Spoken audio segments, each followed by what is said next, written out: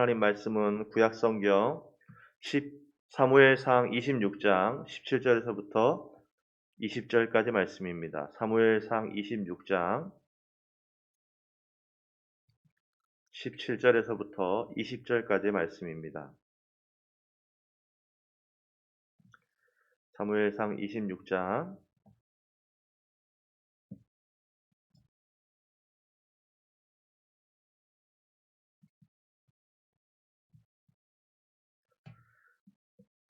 17절에서부터 20절까지 말씀을 우리 천천히 한 목소리로 봉독하겠습니다. 우리 같이 읽습니다. 사울이 다윗의 음성을 알아듣고 이르되 내 아들 다윗아 이것이 내 음성이냐 하는지라. 다윗이 이르되 내 주 왕이여 내 음성이니이다 하고 또 이르되 내 주는 어찌하여 주의 종을 쫓으시나이까. 내가 무엇을 하였으며 내 손에 무슨 악이 있나이까. 원하건대 내 주 왕은 이제 종의 말을 들으소서.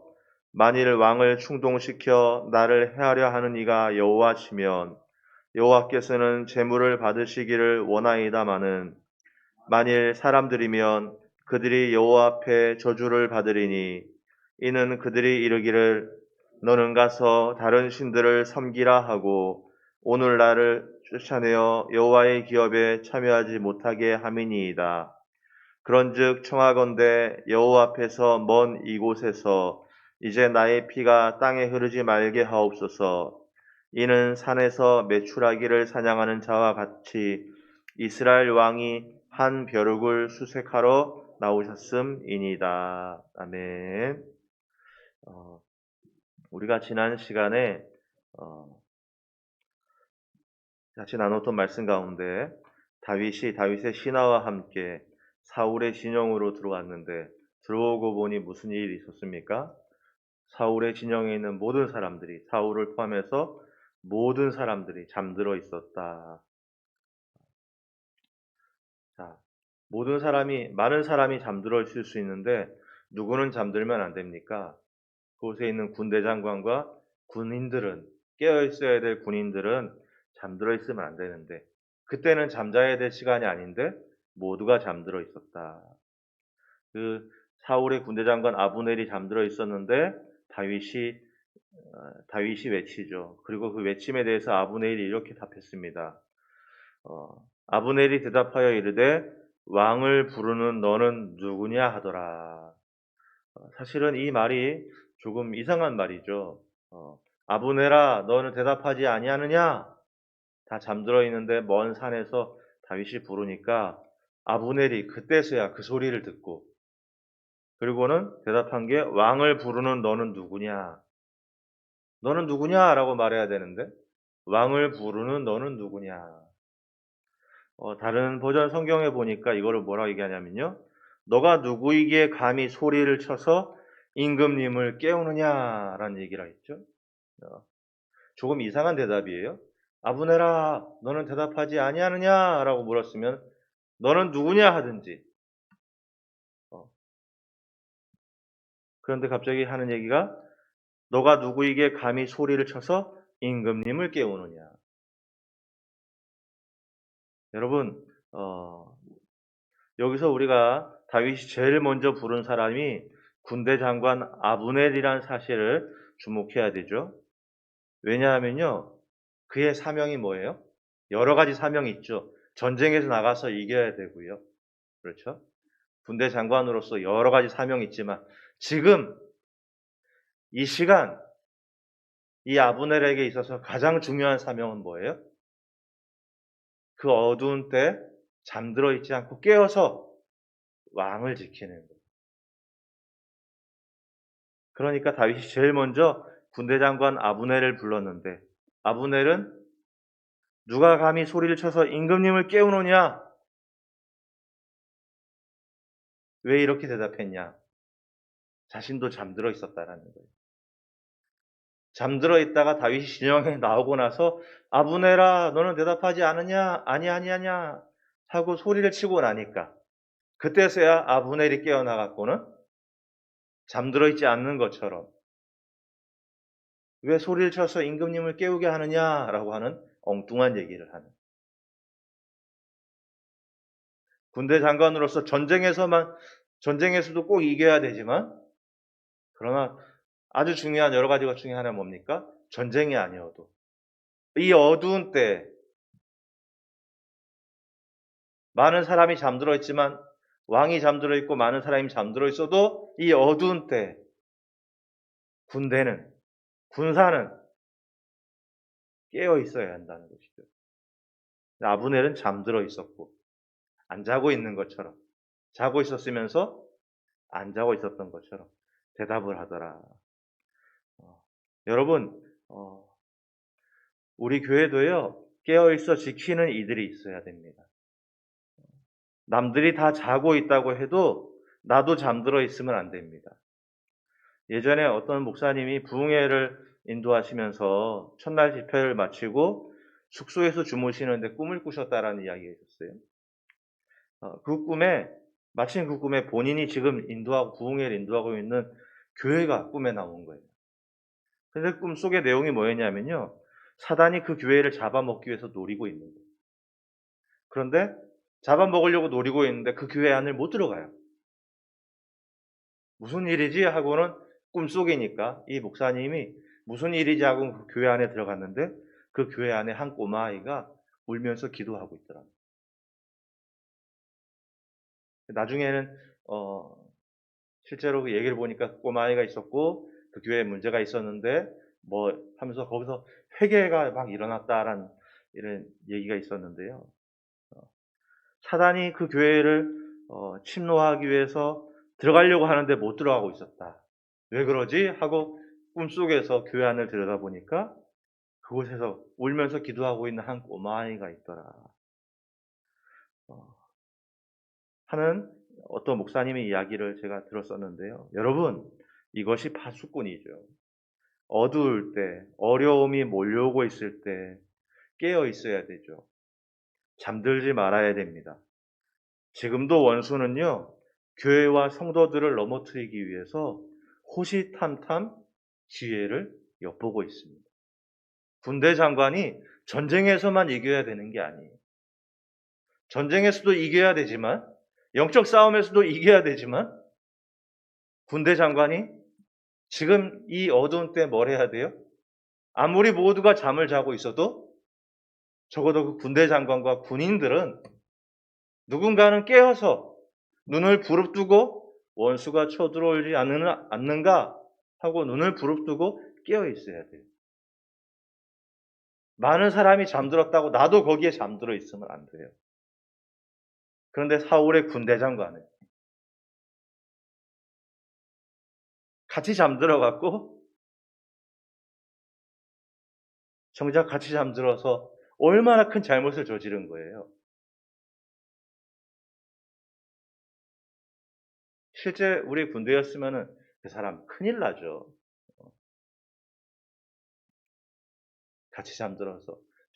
저번에 얘기했습니다만, 고참이랑 조수랑 초소 근무 나가갖고는 어차피 후방 지역이니까 거기서 같이 잠들었다가 다른 중대 순찰하던 중대장님이 순찰하다가 이 꼼짝만 손들어 하면서 이거를 해야 되는데 잠들어 있으니까 그걸 몰래 와서 그 초소 근무하는 사람들 총 2개를 갖고 가고 해서 고참과 후임이 울면서 초소를 내려오고 영창 가고. 여러분, 많은 사람이 잠들어 있을 수 있어요. 하지만 그렇다 해서 나도 같이 잠들어 있으면 안 돼요. 내가 깨어 있다면, 우리가 깨어 있다면 이 교회는 원수의 손에 넘어가지 않는 줄 믿습니다. 같이 잠들어 있으면 안 돼요. 아브넬이 잠들어 있었어요. 그러고는 안 잔 것처럼. 같이 잠들었는데 안 잔 것처럼. 너가 누구이기에 왕을 깨우느냐라는 엉뚱한 소리를 안 자고 있는 것처럼. 여러분, 우리를 확인해야 돼요. 혹시 우리가 잠든 거 아니에요? 잠자면 안 되는데, 우리 집에서 내가 파수꾼의 역할을 감당해야 되는데, 내가 우리 교회에서 파수꾼의 역할을 감당해야 되는데, 그 역할을 지금 감당해야 되는데, 옆에 다른 군인들이 자고 있다고 나도 같이 잠든 건 아니에요? 여러분 꼭 확인하셔야 돼요. 잠들면 안 돼요. 지금은 잠들 때가 아니에요. 나라도 깨어서 우리 교회를, 우리 가정을 지켜내야 돼요. 원수가 어떻게든 잡아먹으려고 호시탐탐 노리고 있을 때에 우리가 깨어있으면 원수는 그것을 뚫을 수 없어요. 한 꼬마아이가 그 교회에서 울고 있었던 것으로 말미암아 사단 원수가 그 교회 안에 못 들어왔다는 이야기가, 물론 꿈의 이야기입니다만, 여러분 잠들어 있으면 안 돼요. 깨어나셔야 됩니다. 17절입니다.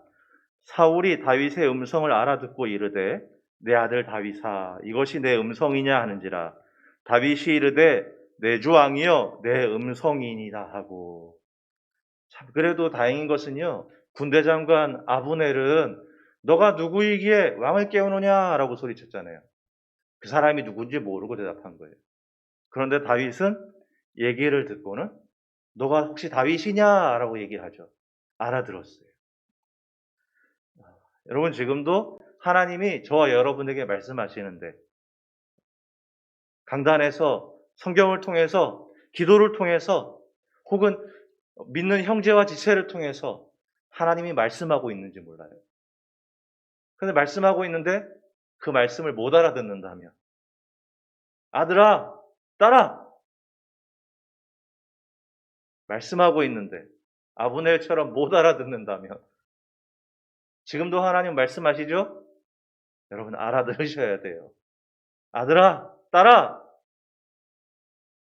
이거는 김 집사님이 들어야 되지, 이거는 누군가 들어야지 하는 그거 말고, 이건 지금 내가 들어야 될 말씀이에요. 하나님이 지금도 말씀하시는데 그 말씀 못 알아들으면 안 돼요.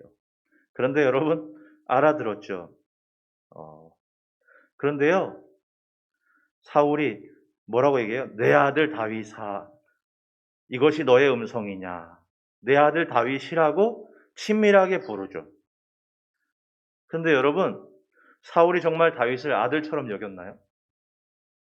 내 아들 다윗아 이것이 너의 음성이냐? 정말 이게 너냐? 이것만 보면 사울은 너무 다윗을 아끼는 것 같고, 그런데 정말 다윗을 아들처럼 여겼나요? 그렇지 않죠. 여러분 사울은 어떤 사람입니까? 사울은 말과 행동이 다른 사람이에요. 내 아들 다윗아 이 목소리가 너냐? 이것이 정녕 너냐? 마치 사울이 정말 마음에 찔려갖고 회개하듯이 정말 너냐? 전에도 동굴에서 다윗 살려주고 나니까 사울이 다윗에게 내 아들 다윗아 울면서 얘기도 했거든요.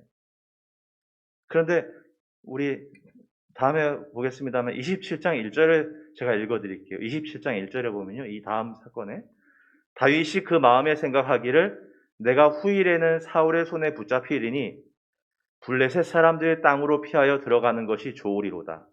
사울이 이스라엘 영토 내에서 다시 나를 찾다가 단념하리니 내가 그의 손에서 벗어나리라 하고. 사울이 뭐라고 했냐면 내 아들 다윗아 라고 얘기했어요.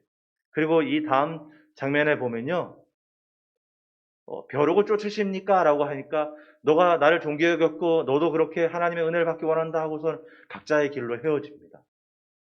그런데 다윗이 사울을 믿어요, 안 믿어요? 안 믿었다라는 거예요. 내 아들 다윗아 라고 얘기했는데 27장에 가보면은 다윗이 그 마음에 생각하기를 내가 후일에는 사울의 손에 붙잡히리니.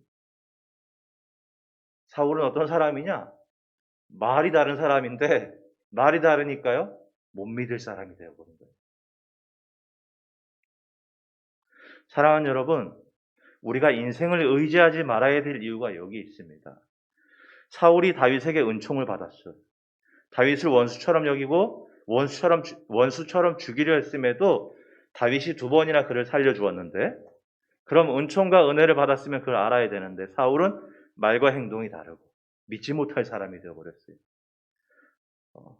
그러니까 나중에는 다윗조차도 그의 말을 믿지 못하고, 이사야 2장 22절에서 이렇게 증거하죠. 너희는 인생을 의지하지 말라. 그의 호흡은 코에 있나니 새말 가치가 어디 있느냐. 여기서 참 표현이 그래요. 새말 가치가 어디 있냐. 새말 가치조차 없는 게 인생이다. 새말 가치도 없어 보이는 인생을 의지한들 무슨 도움이 되겠습니까?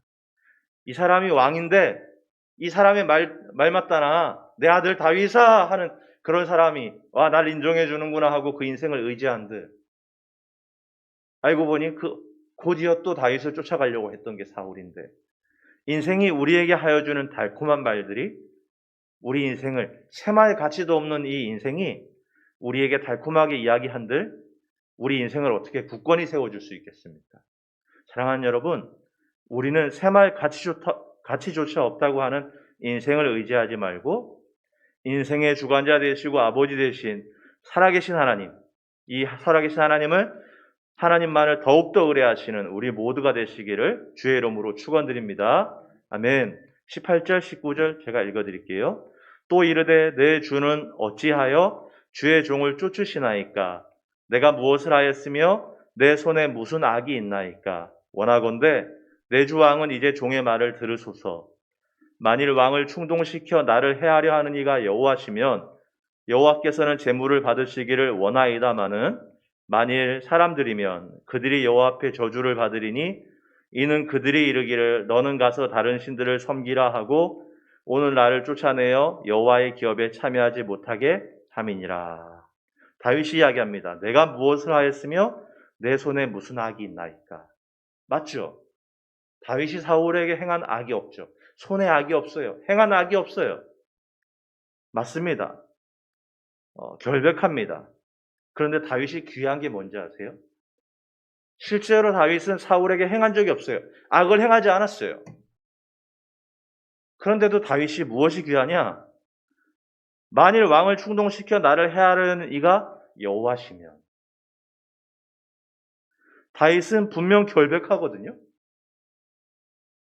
그런데 다윗이 분명 결백함에도 불구하고 다윗이 뭐라고 얘기했다고요? 만일 왕을 충동시켜 나를 해하려 하는 이가 여호와시면. 그런데도 다윗은 무엇을 갖고 얘기하냐?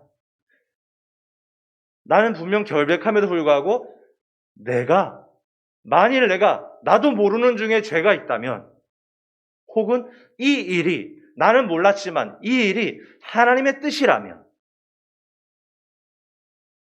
다윗은 자신이 결백하다는 사실을 가지고 무조건 자신이 옳다고 말하지 않는다라는 거예요. 결백함에도 불구하고 그런 중에도 나도 모르게 만일 이 일이 나를 해하려 하는 이가 여호와시라면 이것이 하나님의 뜻이라면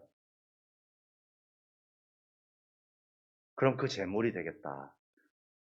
나도 모르지만 나도 모르는 죄가 있을 수 있다. 나도 모르지만 그럼에도 불구하고 하나님의 뜻이 있을 수 있다.